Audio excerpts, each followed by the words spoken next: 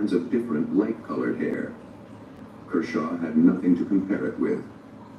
The forensic evidence was not adding up to much. The search for the Niagara killer took on a new urgency when another young girl named Kristen French was reported missing. She left her school on April 16th and was last seen walking past a church. She never arrived home. 2 weeks after Kristen French disappeared, a scrap collector discovered her body. She'd been sexually abused and killed in much the same fashion as Mahaffey. For Vince Bevan, it was now clear a serial killer was at work, and his increasing boldness was cause for alarm. Kristen French had been abducted at 3 o'clock in the afternoon in a parking lot near a busy street. For somebody to abduct her from that particular area,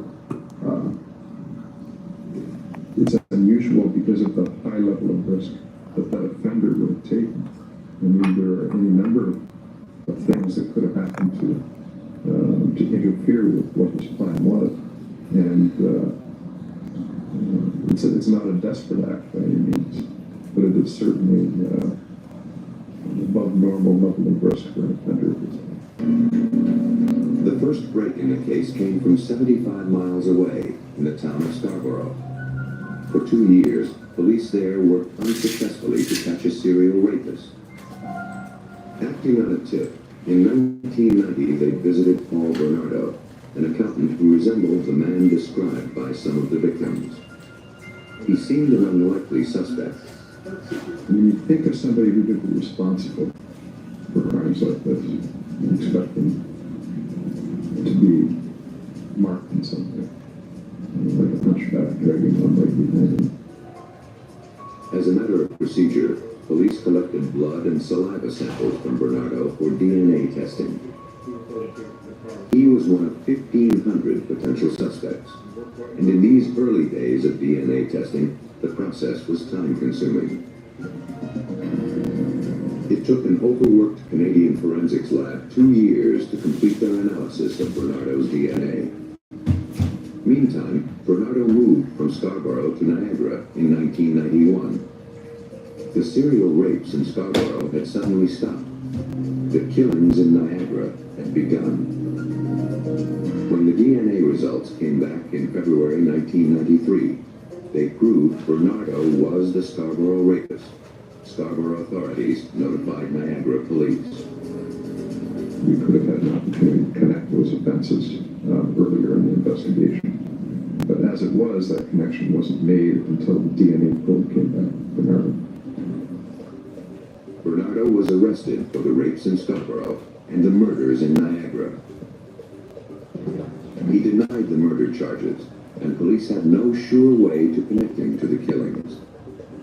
If Bevan wanted a conviction, he needed tangible proof. Hello, good He morning. obtained a warrant to search Bernardo's house.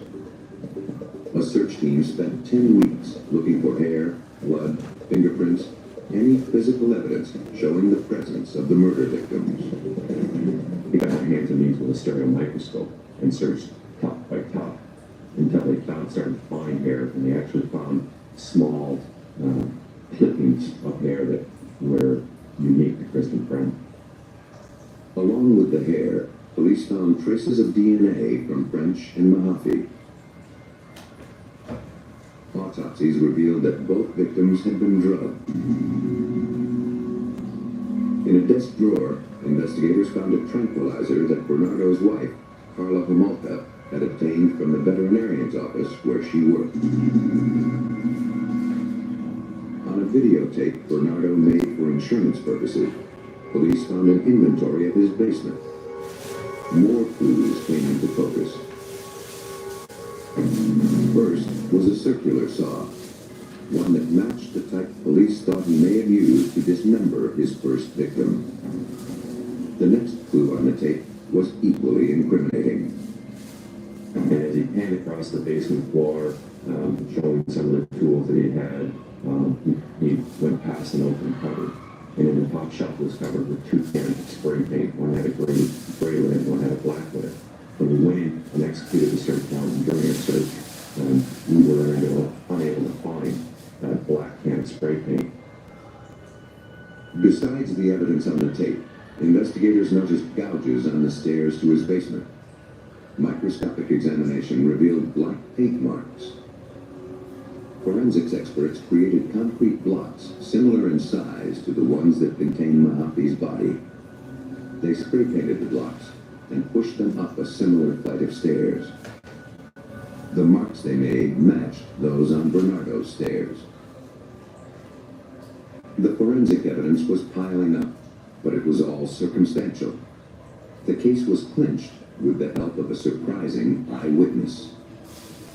In January 1993, Paul Bernardo's wife, Carla Homolka, left him.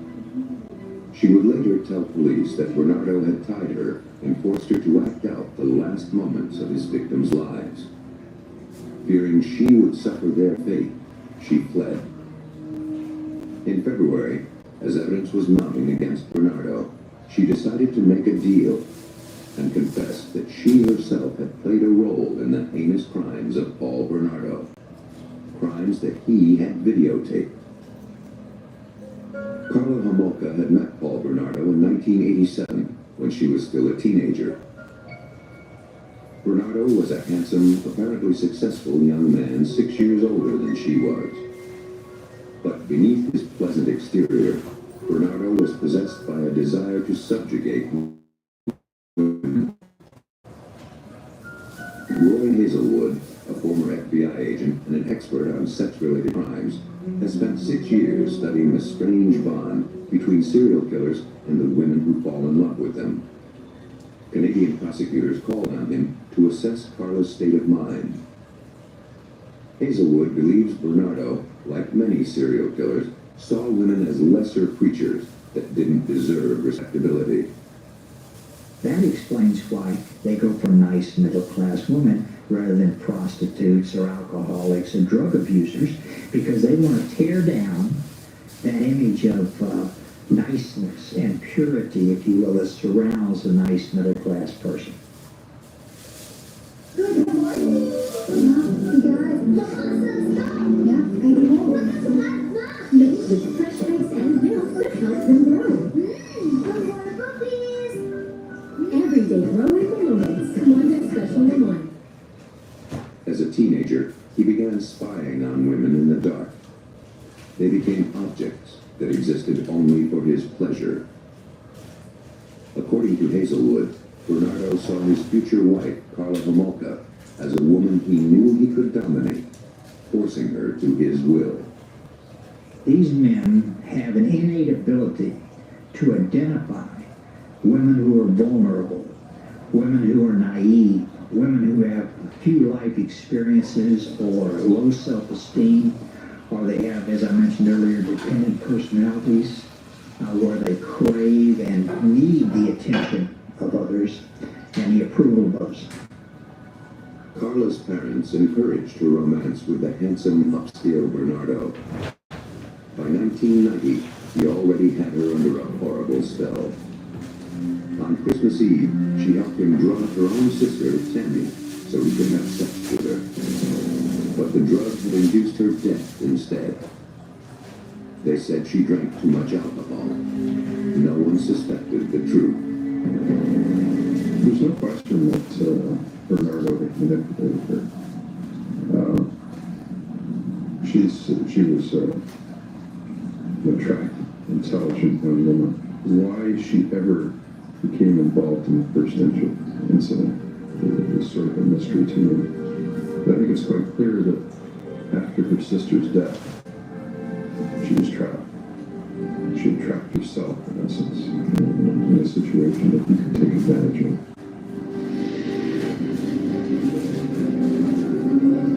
On the night of June 14, 1991, 6 months after Tammy's death, Bernardo went out to stalk young women. According to what he told Carla, he saw Leslie Mahaffy locked out of her house at 2 a.m. He offered his assistance, then lured the girl to his car with the offer of a cigarette.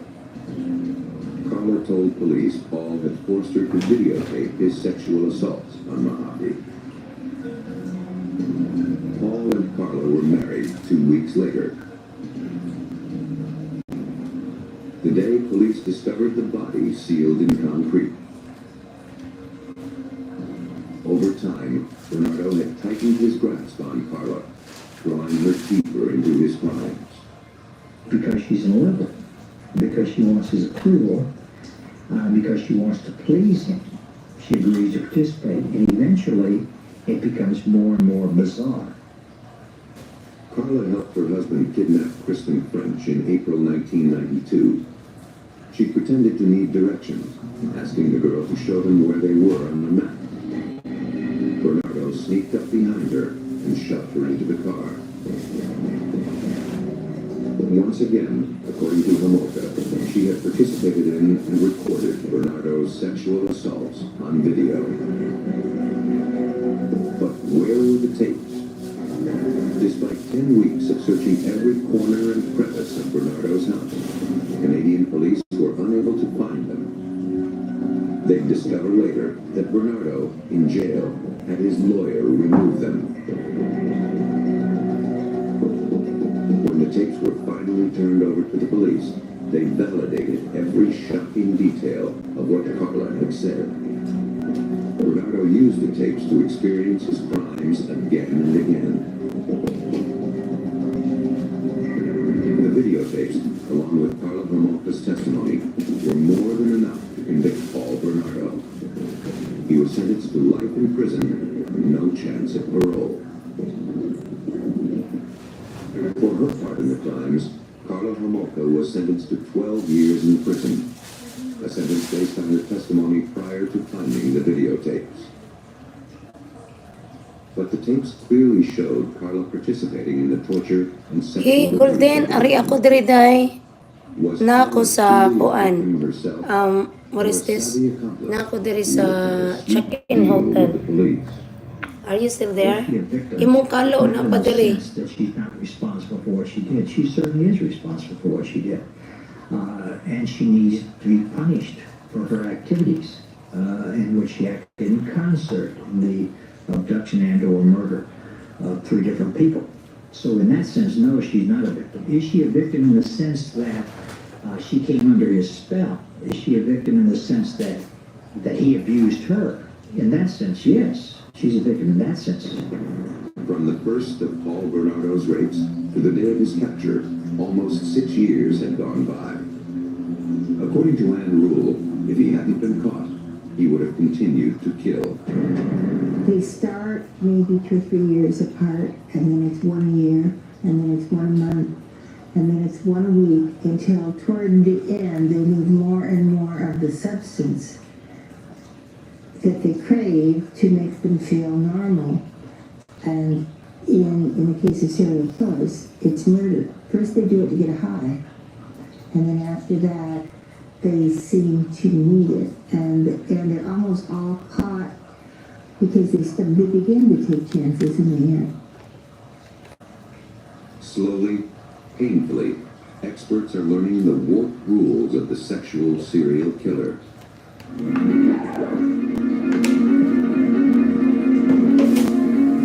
An elderly woman is pulled from the murky waters of a rural pond in Alabama. A few scraps of evidence are all investigators have to link her to her killer. In Texas, the body of a woman swept away in a flash flood is found downstream. And forensic scientists wash away deception and find proof of murder. A car crash on a country road in Wisconsin claims a woman's life. Detectives must wade through ambiguous evidence to prove her death was no accident. Once, water could dissolve evidence linking murderers to their crimes. But today, scientists can look beneath the surface for proof of homicide, even when the victims are found dead in the water.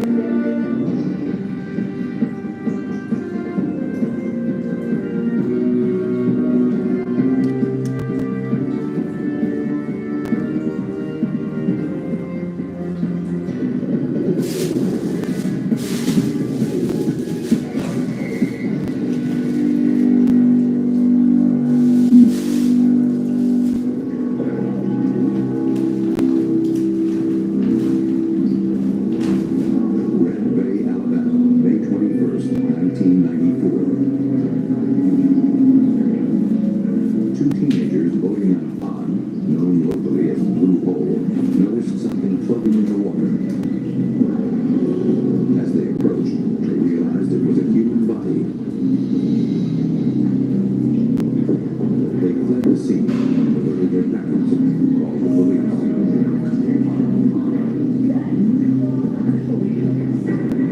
When the Mobile County Sheriff's deputies arrived at the scene, they recovered the body of an elderly woman.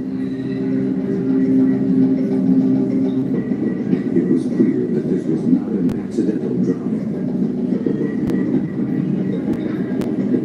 The victim had a tire jack chained around her waist, and her hands had been removed.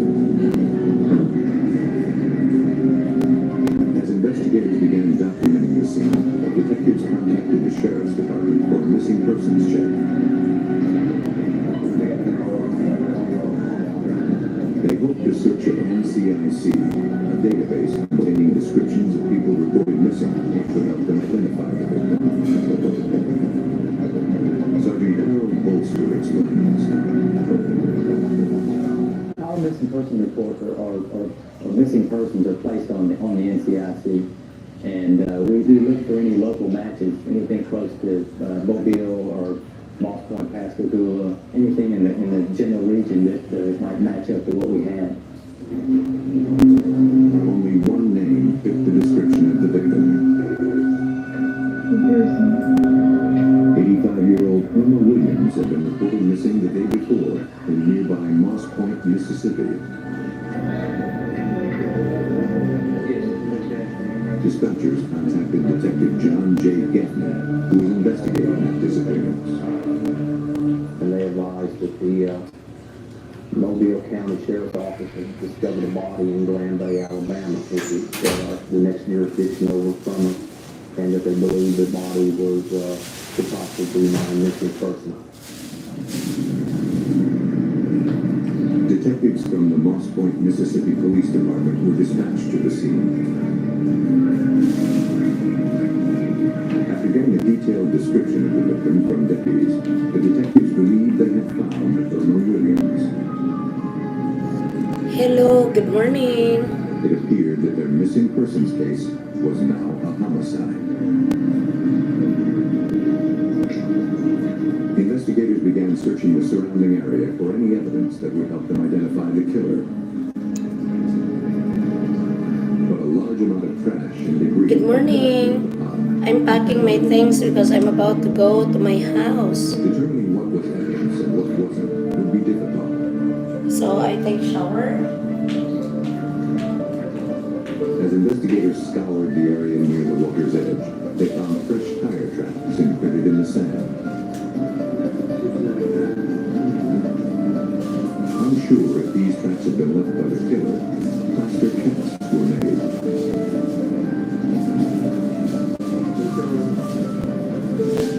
As the search of the area continued, detectives noticed a cigarette butt with a flattened can hidden among some overgrowth. Unlike most of the trash in the area, it didn't appear to have been there very long. It was collected and sent to the lab for further analysis.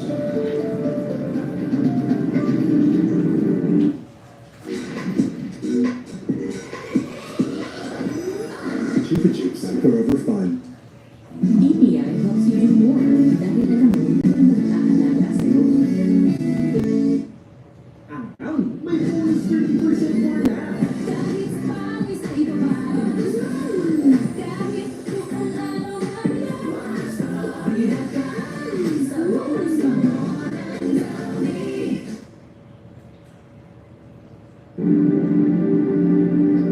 Though investigators believed that the victim was Irma Williams, they needed a positive identification. Sure. They contacted her relatives. James and Sharon Williams confirmed that the victim was James's grandmother, Irma Williams. This is hard. I'm asking a question. James told the officer he and his wife were very close to Irma. He described her as a vivacious woman who loved life and her family. Though her husband of more than 50 years had recently passed away, his estate had allowed her to remain independent.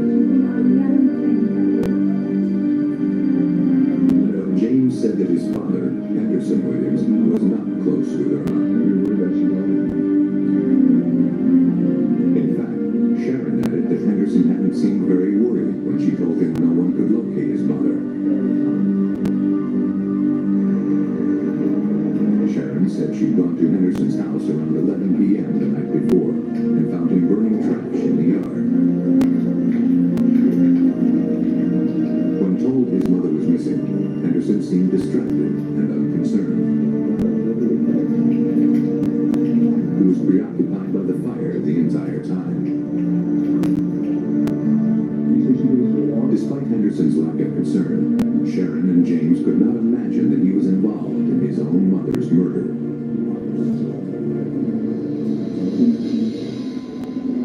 The autopsy on Irma Williams was performed by Dr. J.C. Upshaw Downs, the chief medical examiner for the state of Alabama. The official cause of death was listed as severe blunt force trauma to the head. Irma Williams had died well before being placed in the pond. And for Dr. Downs, the manner in which the victim's hands were removed was also telling. This was a clean cut, obviously a sharp instrument like a knife or razor had been used. There was no hemorrhage or bleeding into the soft tissues. That told me that these were post-mortem injuries. And from that information, it became apparent that somebody was trying to obscure her identity. By going to such great lengths to hide the victim's identity, investigators were confident the killer was someone close to her. They went to Irma's residence to search for answers. On a section of vinyl flooring in Irma's kitchen, investigators found reddish-brown stains that appeared to be blood. A plastic bag recovered from underneath the sink also looked bloodstained. Convinced they had found the murder scene, investigators continued searching for evidence of homicide. On the table, they noticed an ashtray full of cigarette butts. The ends of the filters were flattened, just like the one recovered from the crime scene. I observed an ashtray that had a lot of cigarette butts in it with a real distinctive bite mark on them. I questioned the family about these cigarette butts, and they advised that it was their father's cigarette butts, that he had a real distinctive what he did on the filter. Now, detectives wanted to speak to Irma's son, Henderson Williams. When they arrived at his home, he wasn't there. As they prepared to leave, investigators noticed a woman leaving the trailer on Henderson's property. She identified herself as Brenda Rowell. She rented the trailer from Henderson Williams. Though she stated that she and Henderson were close, she was unaware that Irma had been murdered. Investigators sensed that the news made Brenda uneasy. They asked her to accompany them to the Mobile County Sheriff's Department to answer more questions.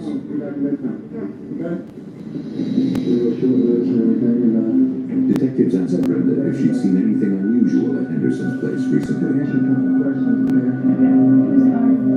She mentioned seeing Henderson washing his car the day before. He'd scrubbed it inside and out, even the trunk. Brenda thought it was odd that Henderson would suddenly take such pride in the old car's appearance. The investigators showed her a picture of the tire jack recovered from Irma's body. Brenda was surprised. It looked like hers. She said she had lent it to Henderson recently, but he had not returned it. Investigators turned their focus toward Henderson's relationship with his mother.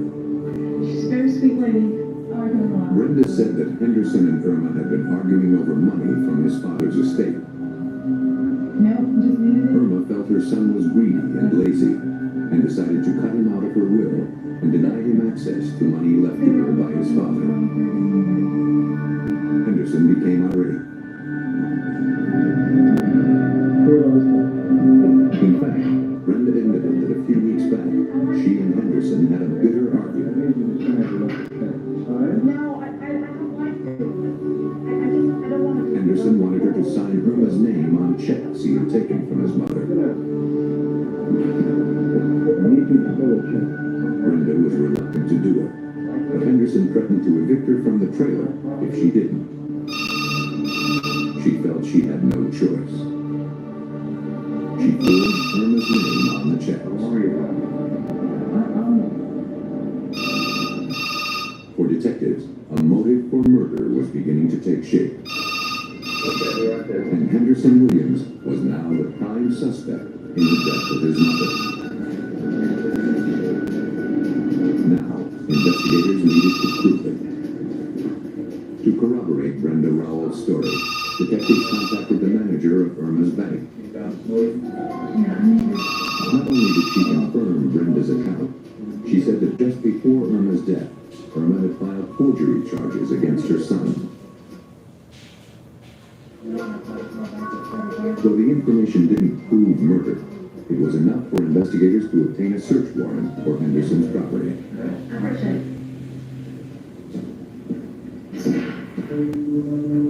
Police waited until Henderson was away from his residence before executing the warrant.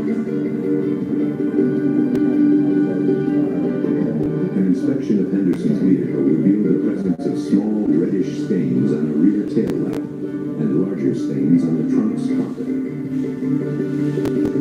All of the samples were collected and sent to the state crime lab for further analysis. Investigators also took paint impressions of the car's tires to compare to those recovered at the pond. As the search of Henderson's property continued, investigators located the burn pile described earlier by Sharon Williams. Sifting through the rubble, they found several small bone fragments. Mindful that the victim's hands had been removed and never found, investigators collected the remains. All of the evidence was pointing to Henderson Williams as the killer. But until investigators could physically link him to the murder, he would remain a free man. Police in Alabama and Mississippi struggled to solve the murder of 85-year-old Irma Williams, found floating in a local fishing pond. Though the circumstantial evidence pointed to her son, Henderson Williams, as the killer, investigators had no physical evidence tying him to the murder. Items collected from a search of Henderson's property were sent to the Alabama Department of Forensic Science. Medical examiner Dr. J.C. Upshaw Downs started with bone fragments found in the burn pile. We were concerned at the time, since her hands had been removed, that those potentially could have been bones from Ms. Williams' hands. So they were examined by our anthropologist and also examined for DNA in order to determine if they were human, and if they were human, were they Ms. Williams. It turned out that they were non-human remains. Still, examiners had other items recovered from Henderson's property. Serologist Elaine Scott analyzed stains taken from the trunk liner of Henderson's vehicle to determine if they were of human origin. Tetramethylbenzidine, a chemical that reacts to protein in human blood by turning it blue, is applied to the swabs. The initial screener confirmed the stains found in Henderson's trunk were human blood. Scott then repeated the process on stains found on items from the victim's kitchen. They too were of human origin. Now, examiners needed to determine the source of the blood. DNA testing was performed on all of the samples. After extracting and isolating specific genetic characteristics in each sample, examiners determined the blood found in the victim's kitchen was genetically consistent with the blood found in Henderson's car. When those results were compared to DNA samples taken from Irma Williams at autopsy, the results were indisputable. The blood stains in this case were at the house and placed the victim bleeding in the house, and also they placed the victim bleeding on the car. Though the evidence was powerful, it was not ironclad. To make their case, investigators needed to physically link Henderson Williams to the crime scene. And there was one piece of evidence that had to be tested. The cigarette butt found at the pond. With only microscopic traces of saliva to work with, examiners determined there was sufficient DNA in the cigarette butt to perform the analysis. Elaine Scott then compared those results to DNA taken from other cigarette butts known to be Henderson's. The saliva did give us a DNA profile that matched to Mr. Williams, indicating that he had smoked the cigarette at the crime scene. Maling kaka-check? Di makatulog. Hirap niyan. Kasi bitin. Switch to Whisper's Long Pad. Up to 100% root protection at 46 pesos. New Whisper Day and Night Protect. Sakto pang day or night. Enjoy 100 pesos off with code PANA100.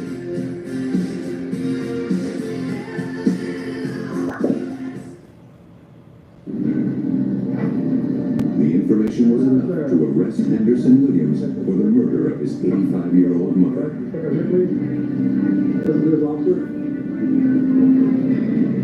In custody, Henderson maintained his innocence, claiming he hadn't been near the pond in recent days.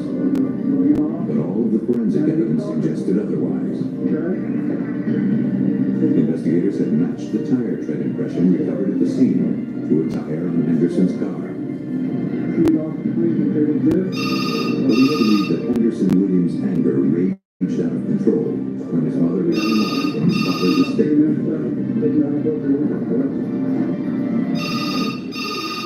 Investigators believe that Henderson Williams went to his mother's home, where he beat her to it. He then removed her hands, hoping to prevent identification. Then placed her body in the pond. In April 1996, Henderson Williams stood trial for the murder of his mother, Irma Williams. He was convicted and sentenced to life in prison.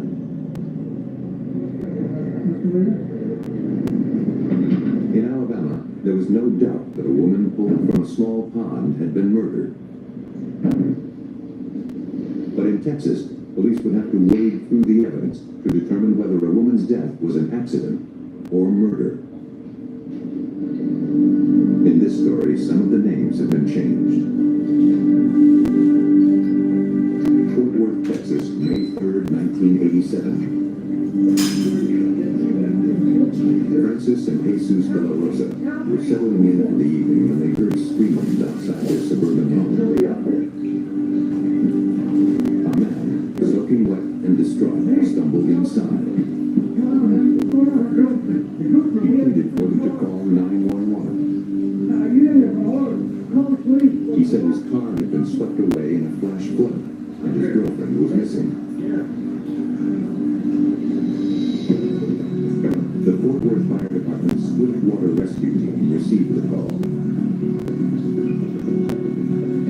For them, these emergencies were becoming all too familiar. Torrential rains had pounded the Fort Worth area during the previous month, destroying property and woods.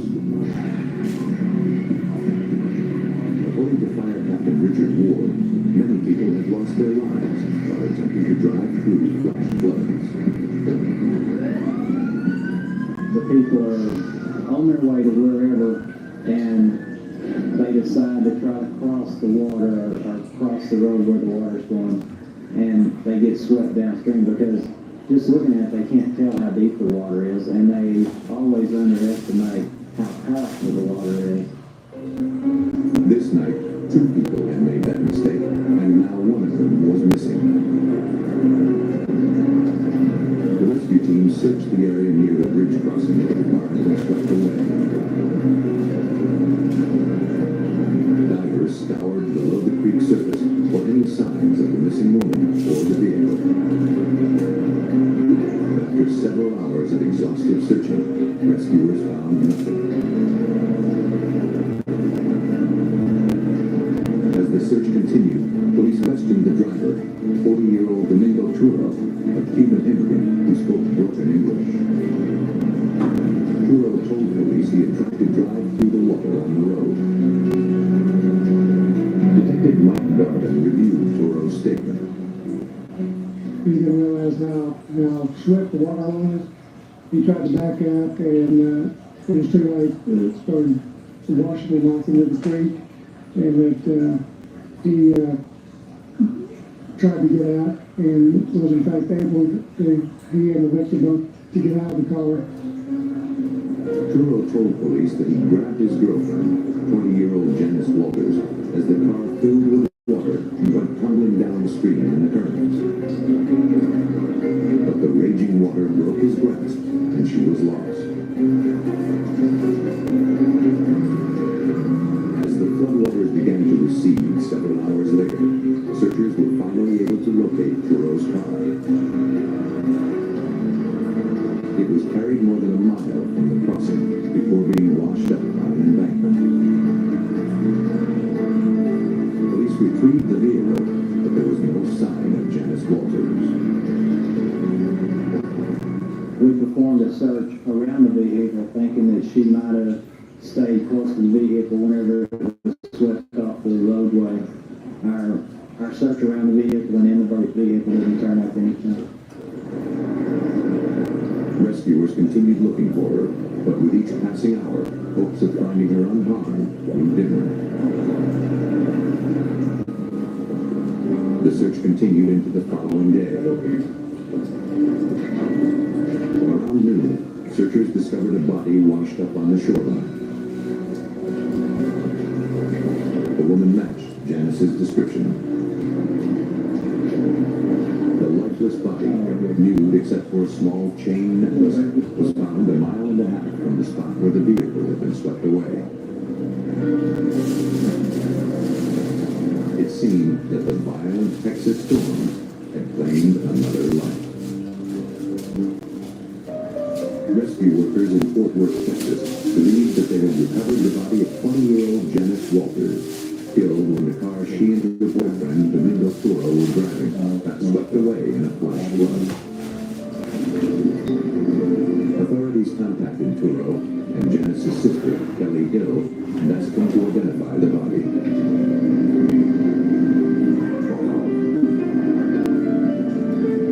Kelly confirmed that her sister had been found. Yeah, I'm here. She seemed distant and cold toward Domingo Turo. In a statement taken later that day, Kelly confirmed that no one in her family was happy about Janice's relationship with Turo. Yeah, I'm about to leave. I have to go to, what is this, in my town? The Tarrant County Morgue to undergo an autopsy. Chief Medical Examiner Dr. Nizam Ilwani was immediately struck by the condition of the body.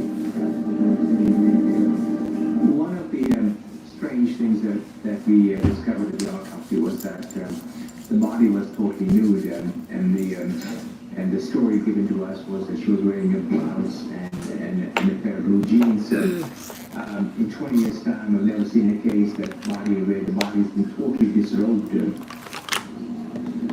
And the necklace still clasped around the victim's neck had inexplicably remained intact, though there were numerous other injuries in the same area. Dr. Ilwani also noted the lack of telltale signs usually associated with drowning victims.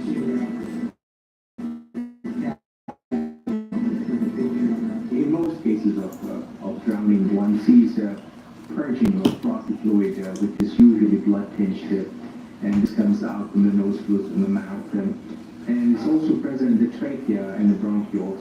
And this frothy fluid is due to admixing of air and water which is being inhaled in a person who is drowning. We didn't see such frothy fluid anywhere. That meant there was no water in the victim's lungs. Janice Walters had not died of drowning. As Dr. Kirwani struggled to make sense of his findings, he examined injuries found on the victim's neck. He noticed what appeared to be curvilinear abrasions, injuries typically caused by a victim's fingernails in a struggle to break a stranglehold. None of Janice's injuries were consistent with a drowning death. Dr. Kirwani stopped the examination and contacted Fort Worth police. He wanted to be certain that he had not misunderstood the circumstances surrounding Janice's death. But investigators had no reason to believe that her death was anything but a tragic accident. And the tragedy didn't end with Janice's death alone. As Dr. Kirwani proceeded with the internal examination, he discovered that she was in the early stages of pregnancy. The examination held one last surprise. There were deep hemorrhages of muscles in the victim's neck. For Dr. Kirwani, there was only one way to explain all of the injuries. We were not able to show any water in the lungs, no frothy fluid, no blood-tinged fluid in the trachea or the bronchial tree.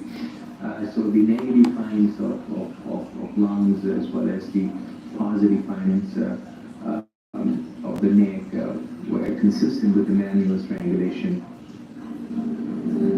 Dr. Kirwani's routine post-mortem examination had uncovered a homicide. After reviewing the autopsy results, Detective Mike Garvin wanted to speak with Janice's boyfriend, Dumaguete. To overcome any confusion caused by the language barrier, he enlisted a translator for the interview. Arturo claimed that recently his relationship with Janice had been rocky. But on the night she died, they had reconciled and were looking forward to starting over. He said he and Janice were returning from dinner shortly after 9 p.m. Old Spice keeps your bits fresh all day.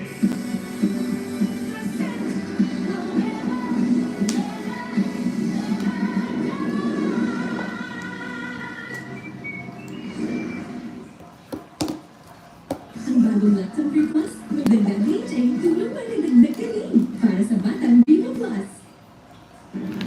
He started crossing the low-water bridge when a flash flood swept the car into the creek.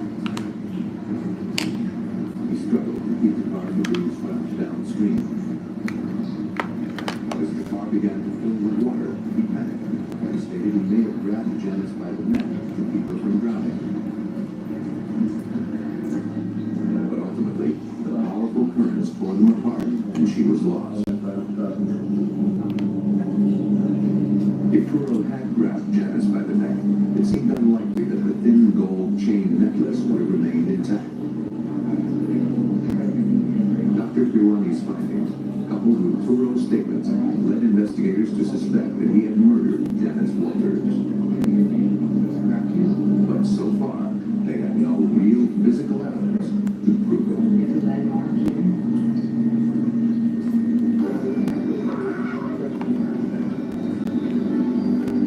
Investigators in Fort Worth, Texas, believe that the death of 20-year-old Janice Walters was a deliberate act of murder. And her boyfriend, Dumaguete, was the prime suspect. But police had little physical evidence and no motive to make their case. Detective Mike Garvin reviewed statements made by Janice's sister, Kelly Hill. Kelly described Janice as a warm strong young woman, full of fun, who'd always been very close to her family. She was excited at the prospect of being a mother. But Turo, the father of the unborn child, had become abusive and didn't want the responsibilities that came with having a baby. For the sake of her unborn child, Janice had no choice but to end the relationship with Turo. She moved home to be with her family. But Kelly stated that Turo refused to let her out of his life. A few days before Janice died, Turo called the house and they argued bitterly. Kelly stated she listened to the conversation on another extension. Turo threatened to kill Janice if she left him. Convinced that Turo had followed through on his threat, investigators still needed proof. They pored over Turo's statement, looking for any clue they may have overlooked. They found one. Turo said that he and Janice were returning from dinner when they were caught in a flash flood. Looking over maps of the area, detectives realized the couple had been heading in the wrong direction on a dead-end street. Paul Dixon, Assistant District Attorney for Janet County, explains the importance of the discovery. The neighborhood used that dead-end area as sort of an illegal dumping ground. Old mattresses, old tires, trash, that sort of thing. The police had informed us that from time to time, a body would be recovered from that place.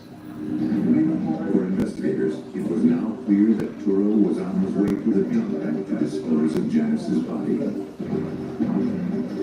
With his story discredited, detectives now had enough evidence to arrest Domingo Turo for the capital murder of Janice Walters.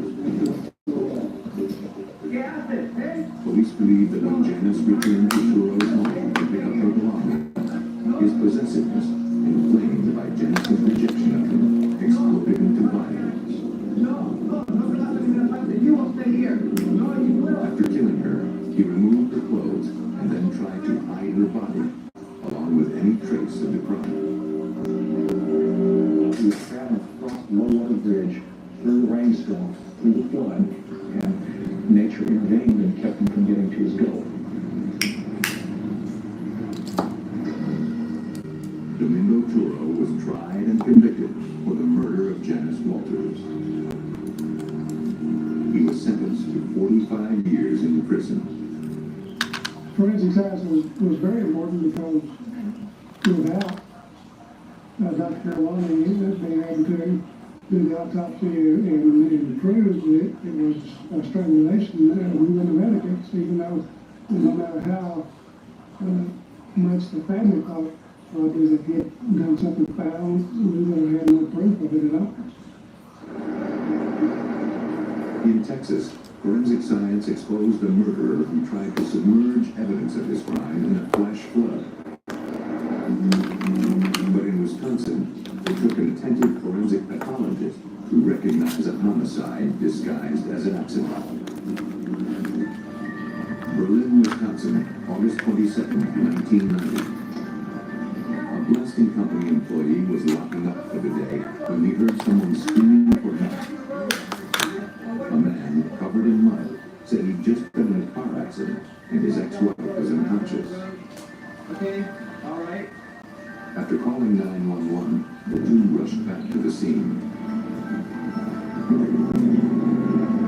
Within minutes, the Green Lake County Sheriff's Department and Berlin emergency medical units arrived. They found a white car in a water-filled ditch, resting against a muddy embankment. Okay, what are you guys doing? Let's go. A woman, face down in the ditch, was pulled from the water. Yeah, bye-bye.